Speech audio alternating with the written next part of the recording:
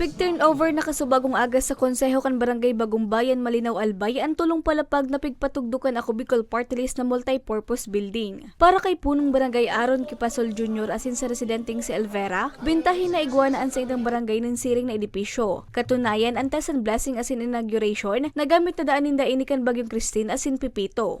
Nagpapasalamat po kami sa AKB, si Rimang po ki Consaldico, ki Conjel Bungalo na sinda po kayo ni ang nagingwa po para matawan po kami kay multipurpose building po dito sa Barangay Bagong Bayan. Yan po, nakulaw ng pasalamat na kay J. Bungalon, tapos sa iba pong kaireba na buta sa kapitana, nagibo po ng balyuhan po talaga.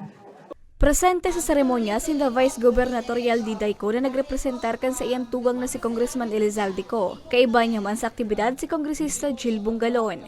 Ining mga arog ka ining programa, proyekto nangyari ini dahil gusto ni Ako Bicol Party List na siguraduhon na kung may sakuna, makatabang man ini as evacuation center at sin multipurpose hall kung may mga gatherings man ang taga Bagong Bayan, igwaman silang place na kung sa ininda pwede i-celebrar ang mga meetings or kung ano pa man.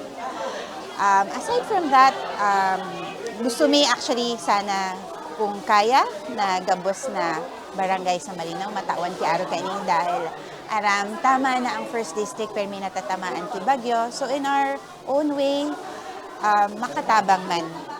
In terms of safety, in terms of addressing the needs of our residents during the calamity, dakulao na kapakinabangan ini pong sarong building na ini because at least na-secure ta po sa tuya po mga residentes digdi po sa Barangay Bagong Bayan.